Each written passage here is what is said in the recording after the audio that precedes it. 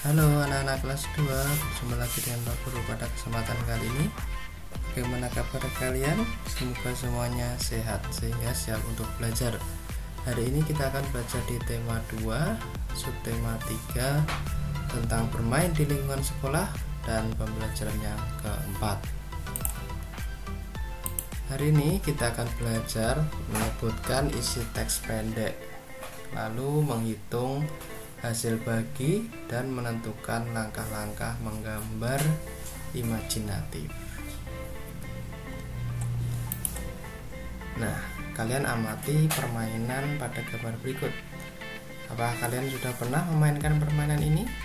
Kalian tahu permainan ini apa? Nah, amati permainan ini. Ya, permainan ini adalah namanya permainan bola kertas. Ceritanya di lapangan sekolah, Benny sedang asik bermain bola kertas. Bola kertas dibuat dengan cara meremukkan kertas bekas. Kertas yang telah dibulatkan akan diikat dengan karet gelang. Permainan bola kertas terdiri atas dua tim. Tim yang memegang bola adalah tim yang kalah. Tim yang menang yang melempar tumpukan batu kecil dengan batu yang lebih besar.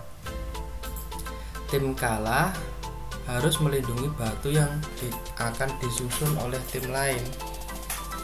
Benny sedang memegang bola kertas. Ia harus melemparkan bola kertas ke arah lawannya.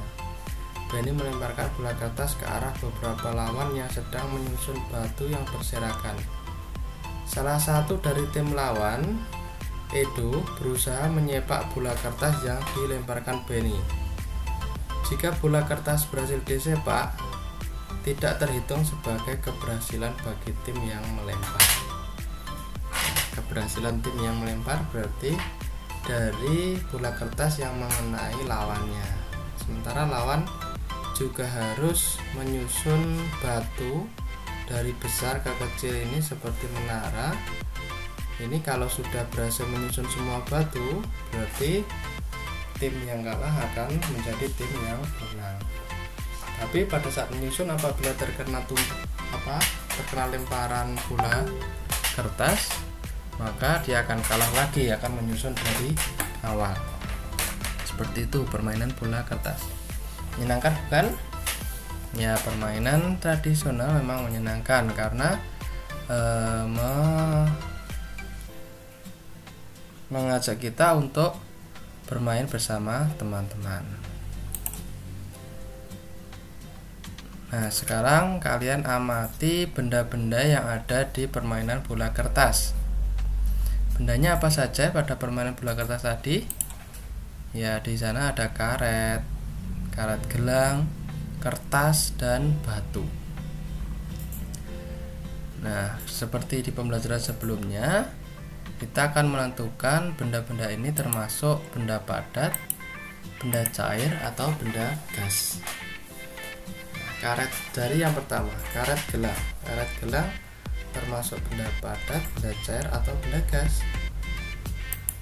Ya, termasuk benda padat karena ciri-cirinya tidak dapat berubah bentuk menyerupai ruangnya. Bentuknya tetap. Lalu yang kedua, kertas. Kertas juga termasuk benda padat.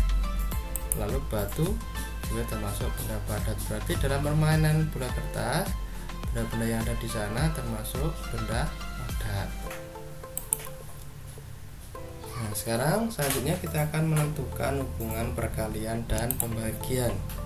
Benny dan Udin ini saling memberitahu. Benny memberitahu Udin bahwa ternyata pembagian dapat diubah menjadi bentuk perkalian loh. Udin pengen tahu bagaimana caranya. Nah, akhirnya dijelaskan gini. Saat saya memasukkan 6 bola kertas ke dalam 3 kantong plastik, maka 6 dibagi 3 sama dengan 2. Terdapat 2 di setiap kantong plastik. Dapat 2 bola di setiap kantong plastik.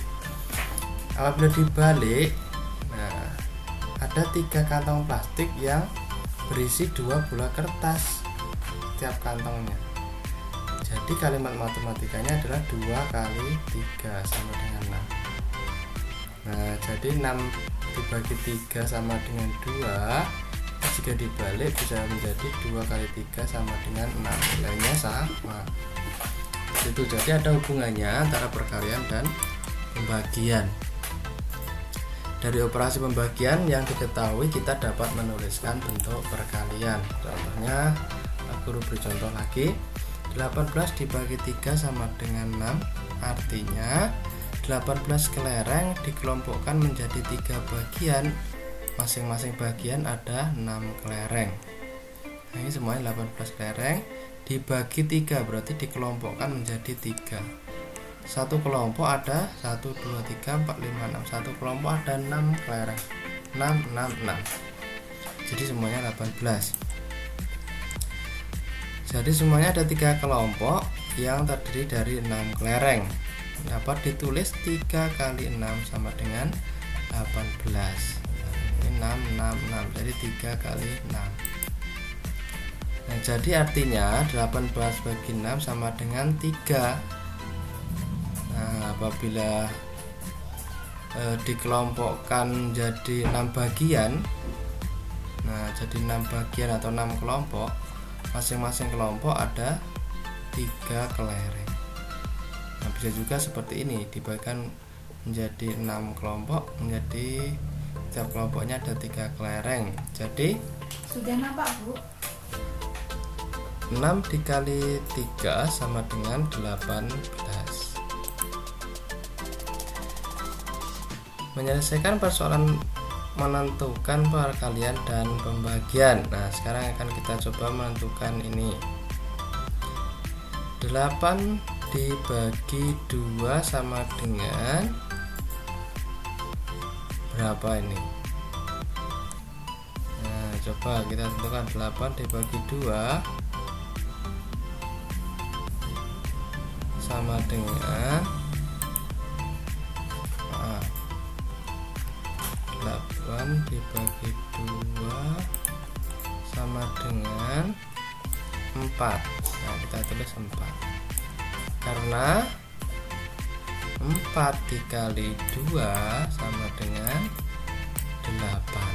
Nah, jadi cuma kebalikannya ya. 8 dibagi 2 sama dengan 4, 4-nya dipindah sini, 4 kali 2 sama dengan 8. Selanjutnya 10 bagi 2 sama dengan berapa? Nah, sebelum kita tahu sini, titik-titik dikali 2 sama dengan 10. Berapa dikali 2 sama dengan 10? Ya, 5. Berarti jawabannya 10 bagi 2 adalah 5. Lalu 12 dibagi 3 sama dengan berapa? Nah, caranya seperti tadi, titik-titik kali 3 sama dengan 12. Berapa dikali 3 12? Yaitu 4. Berarti jawabannya 12 bagi 3 adalah 4. Nah, dan seterusnya. 14 bagi 7 sama dengan berapa kali 7 sama dengan 14? 2. Nah, 14 bagi 7 sama dengan 2, seperti itu. 15 bagi 5 sama dengan berapa kali 5 sama dengan 15? 3. Nah, berarti 15 bagi 5 sama dengan 3. Mana? Sudah jelas? Lalu dalam melakukan pembagian di dalam tabel seperti yang dicontohkan dalam buku kalian, ada pembagian yang dimasukkan ke dalam tabel. Maksudnya bagaimana? Kalian sudah bisa mengerjakan belum? Ini diberi contoh di nomor 1. Di sini pembagian 2.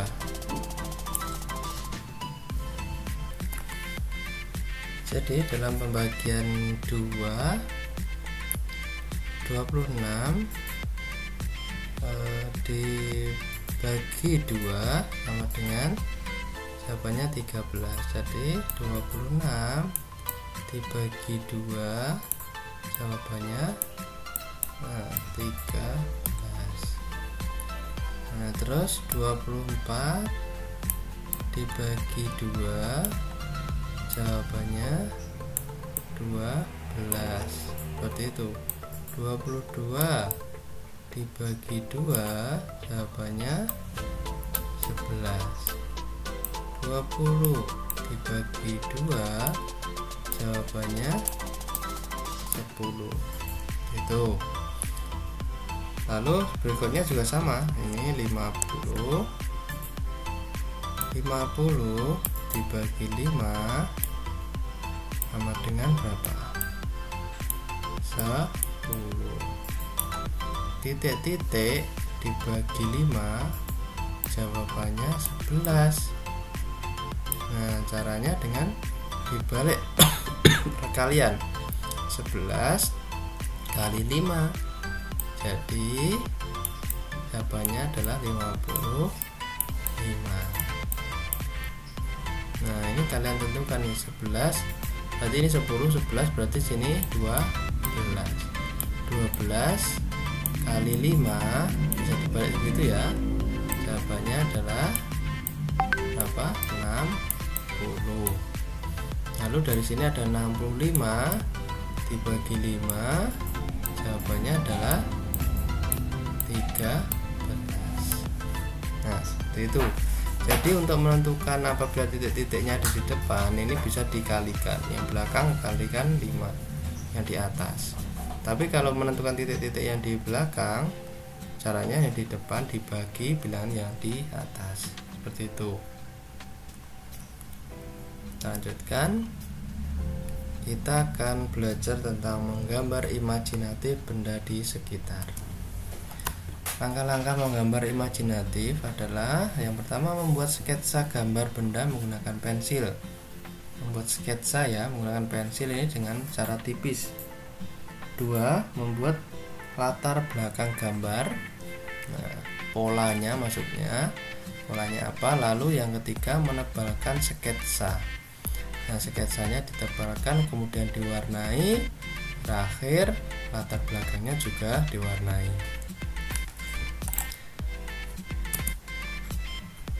Menggambar imajinatif karet gelang seperti yang dicontohkan dalam bukumu, ada contoh menggambar imajinatif karet gelang, bentuknya seperti ini. Nah ini dibuat dari karet gelang.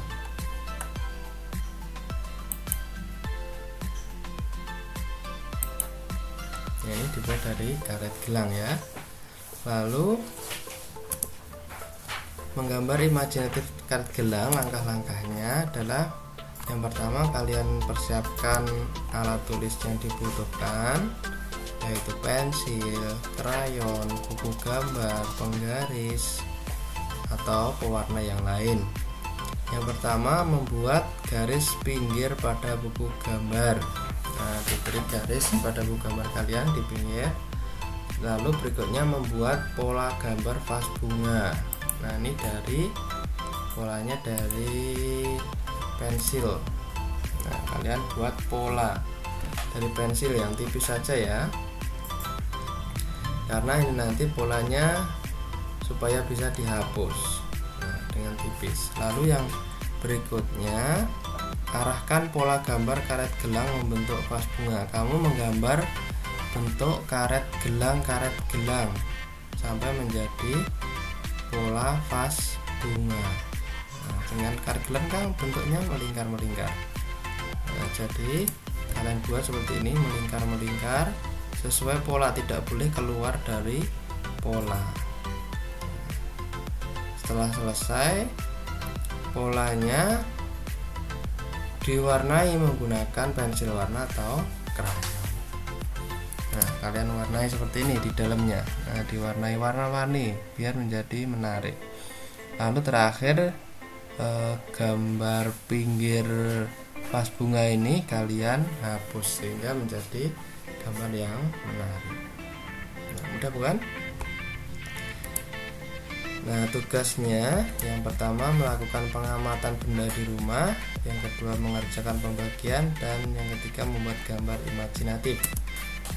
Melakukan pengamatan benda di rumah, kalian buat tabel seperti halaman 143. Nah, wujud bendanya padat, cair, atau gas. Nah, kalau padat, kalian tuliskan bendanya apa.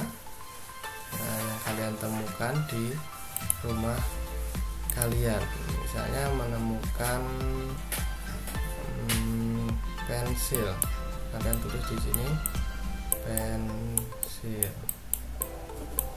Nah, terus benda cairnya apa saja yang kalian temukan, misalnya sirup. Nah, sampai 5 ya. Jadi masing-masing wujud benda kalian temukan 5 benda. Kemudian mengerjakan pembagian seperti di buku kalian halaman 146 seperti yang contohkan Pak Guru tadi. Kemudian menggambar imajinatif. Jadi ada 3. Semangat belajar semuanya.